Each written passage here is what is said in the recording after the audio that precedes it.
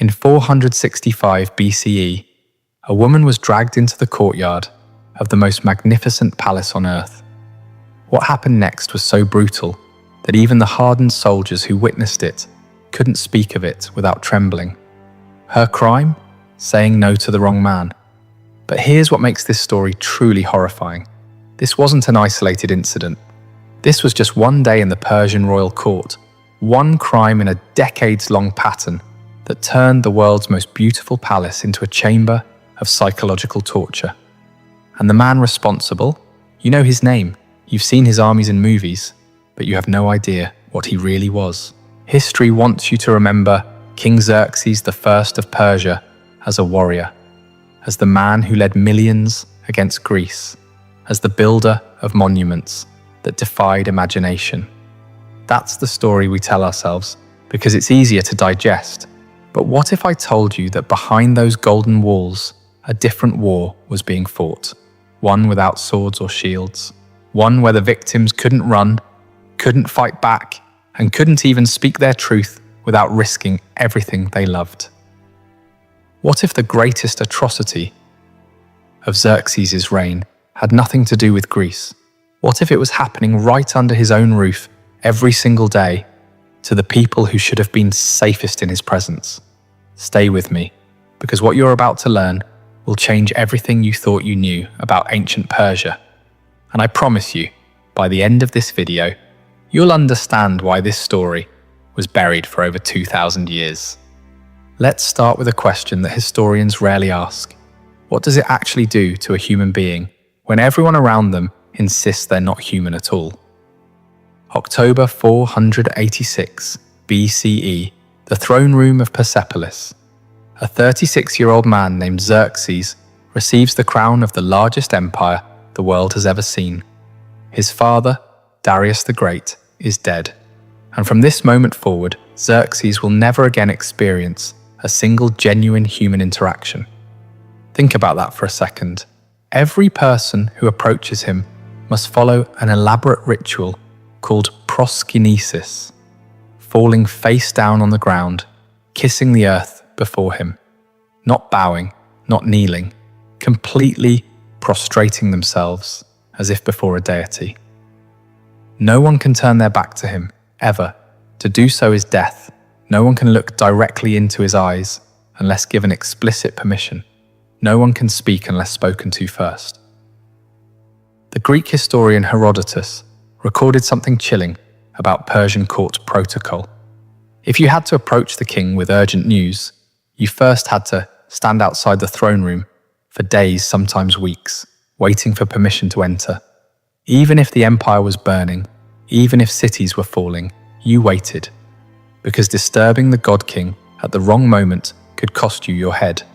But here's what makes this truly insidious. Xerxes wasn't born believing he was divine. He was systematically conditioned into it.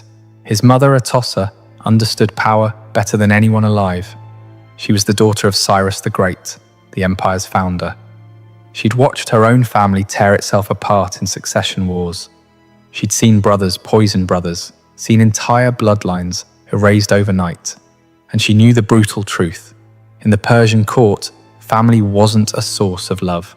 It was the most dangerous threat of all. So she taught her son a lesson that would poison everything he touched. Trust nothing, control everything, show no weakness. Because the moment you're seen as human, the moment you're seen as vulnerable, you're already dead. The Greek sources tell us Atossa had enormous influence over Xerxes, more than any father figure or advisor. And what she created wasn't a king. She created something far more dangerous.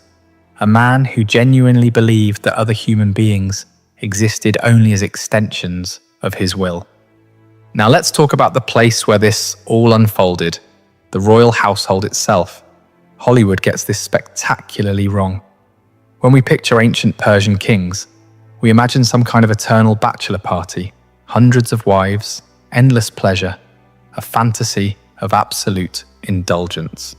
But the reality was far more complex and, in some ways, far more disturbing. The Persian royal household, called the Anderun, was actually a sophisticated political institution. And contrary to popular belief, Xerxes appears to have been married to only one woman throughout his entire adult life, Queen Amestris. Think about the implications of that. This wasn't a harem of disposable women who could be ignored. Amestris was a permanent fixture, a woman of immense power in her own right. She owned vast estates, she commanded her own household troops, she held audiences with foreign dignitaries. Ancient records show she even controlled major construction projects across the empire. But here's the catch that makes this entire system so psychologically twisted. All of that power existed at Xerxes' pleasure. With a single word, he could strip it all away. The royal household was home to the most powerful women in the empire: the king's mother, his wife, his sisters, his daughters, and the wives and daughters of his closest relatives. These women lived in unimaginable luxury. They wore robes worth more than entire cities. They dined on delicacies brought from every corner of the known world. They were attended by hundreds of servants who existed solely to fulfill their wishes. But they were also prisoners. The Greek physician Xerxes, who served at the Persian court decades after Xerxes' death, left us descriptions of the royal household that sound like something from a nightmare. The women's quarters were sealed off from the outside world by massive walls and locked gates.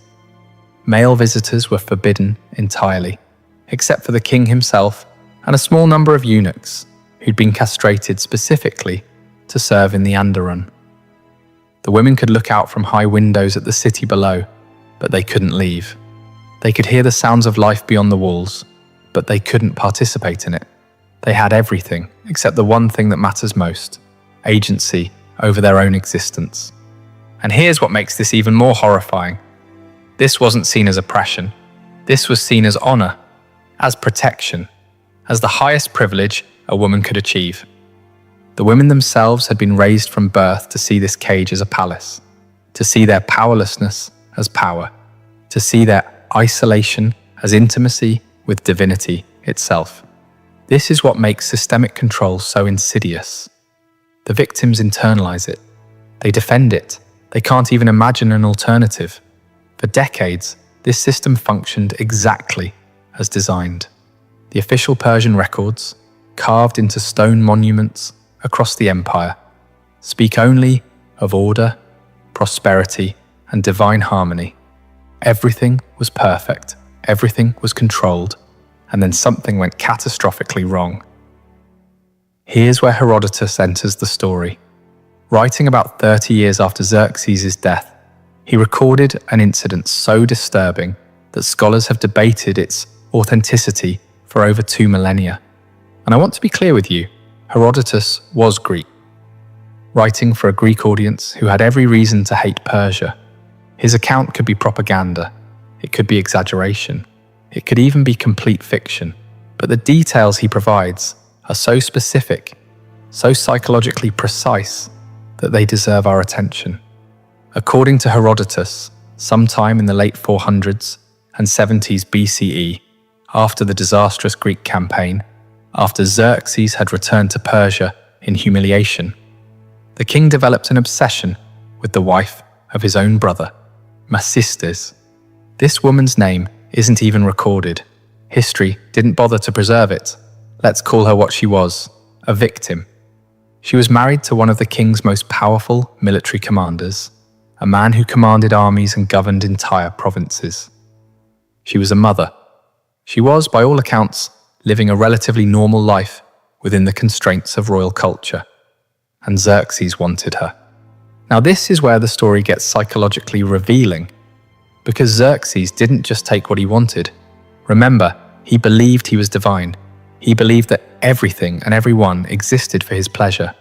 But even with all that conditioning, some part of him apparently still sought consent, still wanted to be desired, not just obeyed.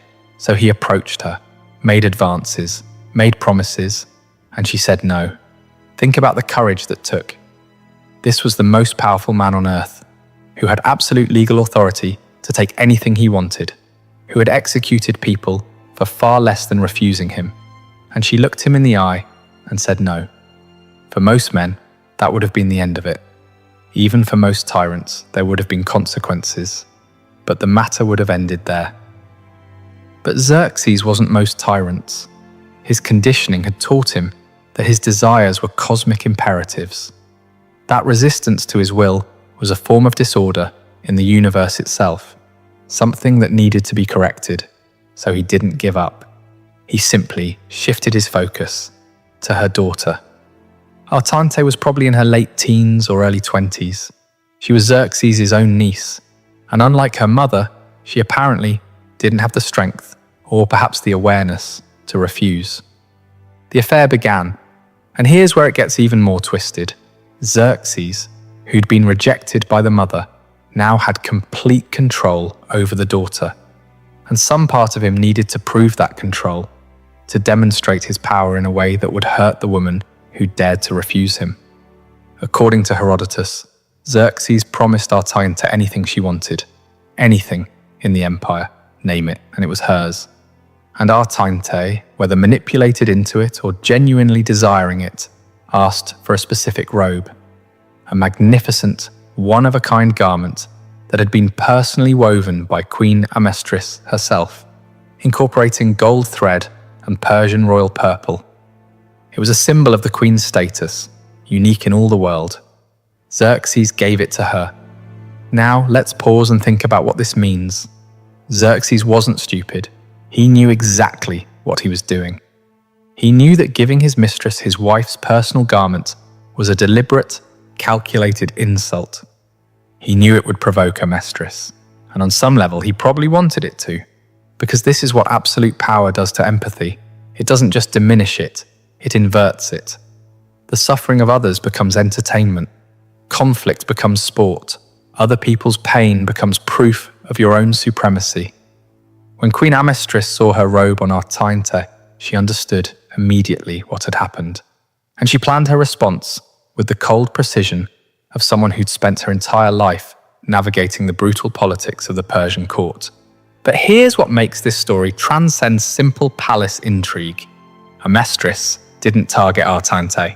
She targeted Artante's mother, the woman who had refused Xerxes in the first place, the woman who was, in every meaningful sense, completely innocent.